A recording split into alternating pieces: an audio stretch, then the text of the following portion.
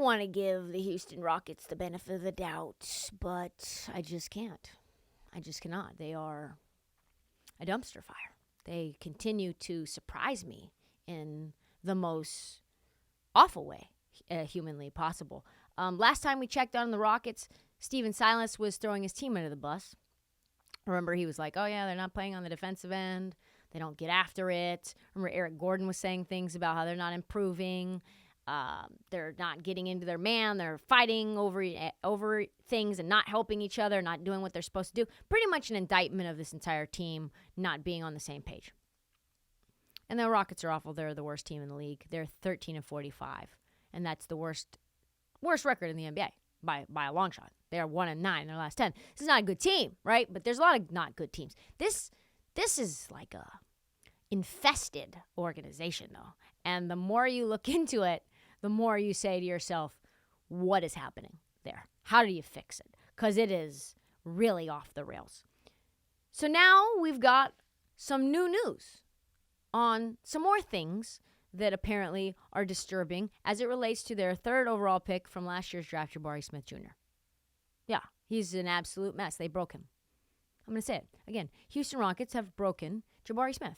According to Mark Spear at Anscape, apparently the Thunder, which has nothing to do with the Rockets, but the Thunder promised Jabari that they would draft him at number 2 overall, a belief that they extended all the way through draft night, which, let's be honest, they probably also said that. The Thunder probably also said that to Chet. They knew Jabari, or at least assumed that Jabari wouldn't be available, so they were just trying to kind of like, I don't know, appease him. His dad then told Mark Spears when they called Chet Holmgren's name, he lost it. Leg went to shaking. I looked at him. He's in tears, almost in tears, and I forgot that he told me OKC promised to draft him. So I kept my mouth closed about that. I talked to him, and I'm like, well, hey, what are you doing? Straighten your face, man. You good. You good. You good. You know, the camera was right at our table. Bro, can you blame him? He thought he was going to play for Mark Daigneault, who he probably did not know, and Sam Presti, and OKC with a bunch of bucket getters that also pass the ball around to going to Houston. A post-James Harden Houston. Gross. I would be in tears too. And this year has been a disaster. They have broken him. He is the worst he's maybe ever been in his career right now. Just off the radar. The fact that he's in the Rising Stars Challenge is really sort of a loose interpretation of rising star, right? Like right now, he is a falling star, and eventually he will rise again, like a phoenix out of the ashes when he gets the fuck out of Houston, or they sell the team, or get rid of Stylus or something. But right now, he is not a rising star. Jabari Smith is a falling star. He is averaging 12, 7, and 1, which is like fine. But he's shooting 30% from 3, 39% from the field as a whole. This is a guy, if you remember, that everyone said largely was the best pure shooter in the league, or best pure shooter in the draft. He has the best jumper in the draft class. So then when, amazingly, so they asked Stephen Silas about all this, right, for the article. And you would assume that Stephen Silas would say positive things about Jabari, right? Protect his guy, make him feel good, knowing that it's going to get published. I don't know, something. Do something, Stephen. Like, figure it out. Know that your player's confidence is at an all-time low, and maybe figure out a way in print form to boost it. No. He didn't. He said this: Jabari is young and trying to find his way. He has grit and toughness and tries defensively, and he's not given much at all. I don't run any plays for Jabari Smith. You don't run any plays for Jabari Smith, your number 3 overall pick. The guy that everyone thought was a consensus number 1 overall pick. You don't run any design plays for him. None. You don't feel like that's maybe something you should reconsider? I don't know. Like, you don't think that's maybe something to evaluate about you? No wonder Jabari is upset.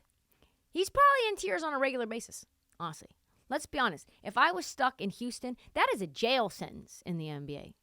All you have to do while you're biding your time before free agency, read books, try to figure out, maybe become like a lawyer like they do in jail. They just figure out a new craft, a new hobby, a PhD program. Jabari, do something with your time because you're locked up like Akon right now.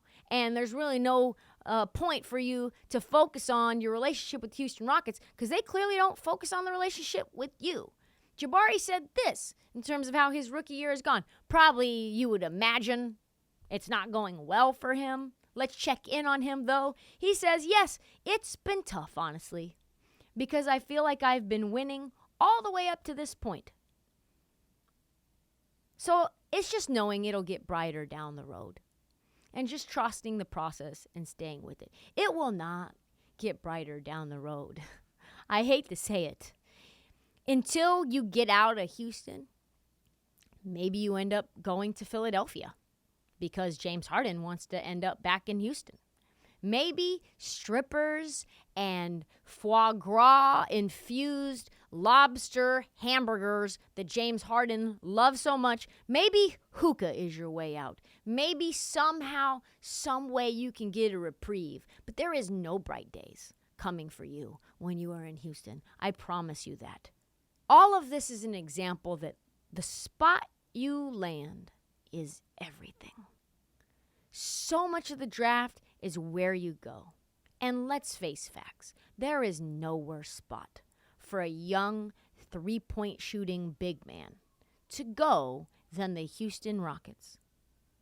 You have Jalen Green, you have Kevin Porter Jr., you have Josh Christopher, you have Alperen Şengün, and they all want that ball, and they don't want you to have it. And that is the truth.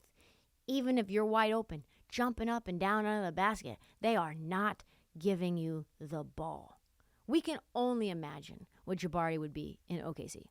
We could only imagine what Jabari would be in Orlando even.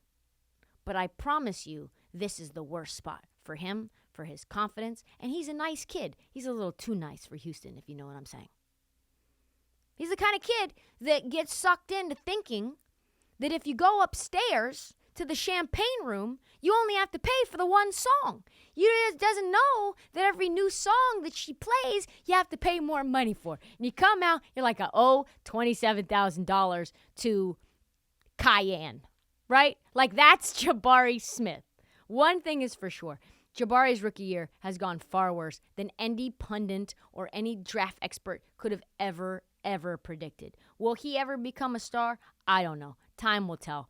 But he's going to need to get out of H-Town in order for us to find out.